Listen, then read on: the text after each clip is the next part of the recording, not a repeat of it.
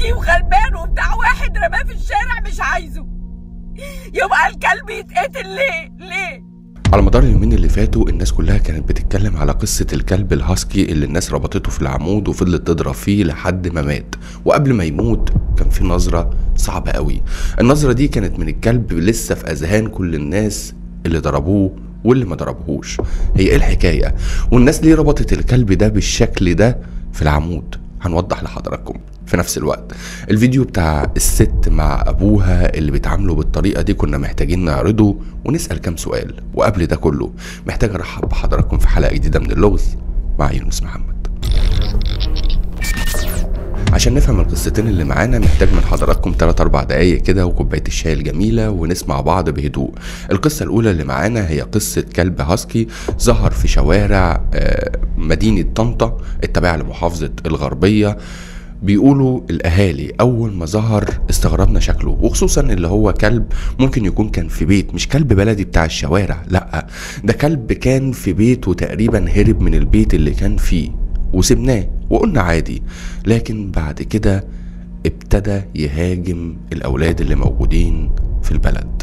لما هاجم الاولاد جروا بولادهم على الطب البيطري اللي هناك والوحده العلاجيه، خدوا التطعيم لاولادهم وبعد كده ابتدوا يقدموا شكاوي للوحده البيطريه اللي موجوده في القريه. الناس طبعا من تعدد الشكاوي خلاص زهقت، ولسه دور الطب البيطري ما قامش بدوره، مش عارفين اتاخروا في التحرك ليه.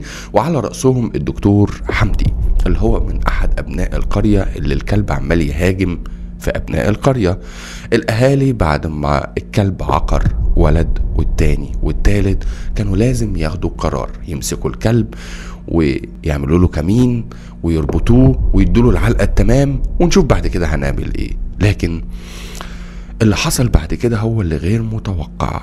بس قبل ما نقول لكم اللي حصل، دي شهادة والد احد الاطفال اللي الكلب عضهم. الكلب مسعور بقاله فترة في البلد فمحدش عارف يمسكه.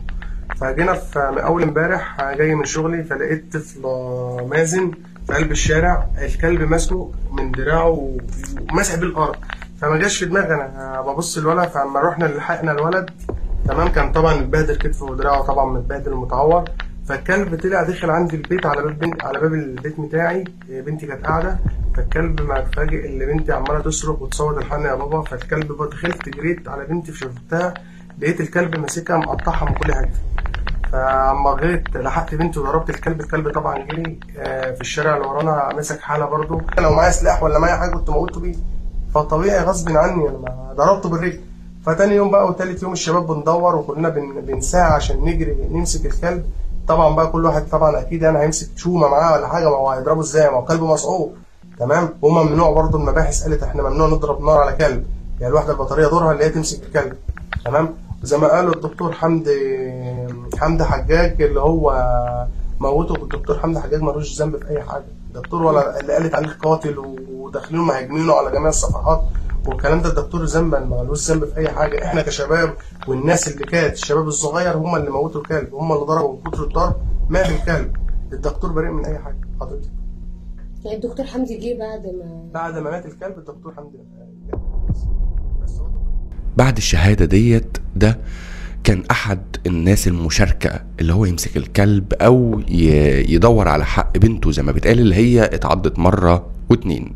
الاهالي لما مسكوا الكلب مسكوا العصيان وفضلوا ينزلوا على دماغه في تصرف غريب وعجيب، كنوع من التأديب، كنوع من السيطرة عليه، معرفش عشان ما كنتش حاضر. لكن اللي ظاهر قدامنا واللي اتعرف بعد كده ان الكلب خد علقة تمام، لدرجة ان لما كان مربوط في العمود بص لكل الموجودين نظرة الوداع، نظرة كلها بتقول في عينيه حق عند الرحمن، حق عند ربنا من كل واحد ضربني وعمل فيا كده. لدرجة ان الاهالي الكلب صعب عليها، عشان كده طلبوا من الدكتور حمدي اللي كان حضر يديله حقنة مسكنة مخدرة عشان الألم اللي بيحس بيه. فعلا ادوله حقنة مسكنة، الكلب ما كملش دقايق وبعدها مات.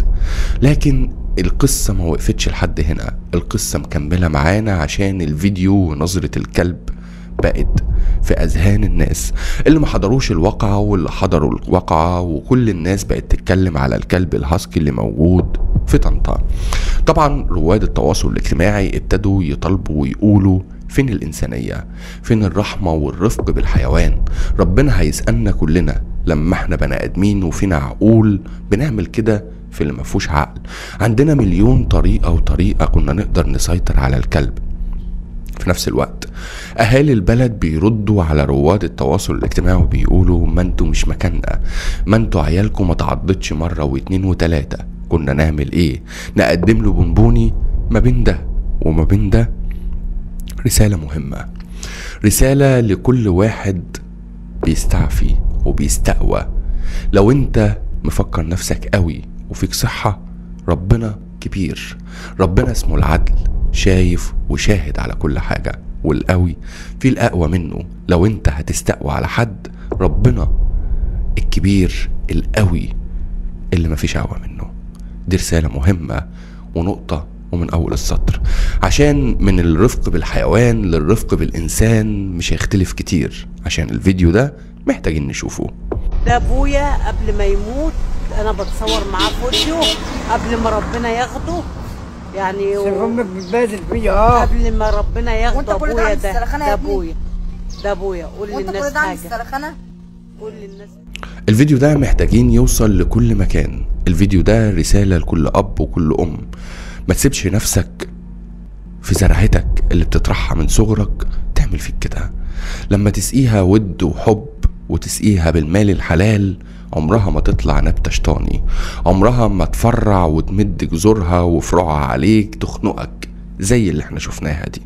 دي مستحيل تبقى بنت الراجل دي مستحيل يبقى عندها قلب اللي هي تمسك ابوها بالشكل ده وتصوره بالفيديو بالشكل ده، لأسباب مجهولة، لأسباب باينة لينا، لكن المجهول لسه مش معروف.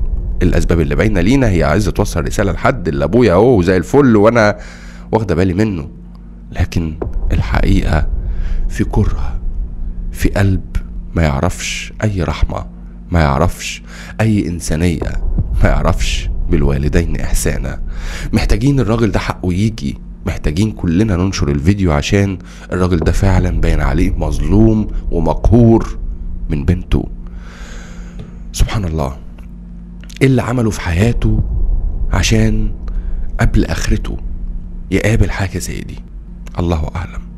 عشان كده في البداية قلت لحضراتكم نبتتك ارويها خير، ارويها حب، ارويها حلال، عشان ما تمدش فروعها عليك وتخنقك يوم لما تبقى محتاجها.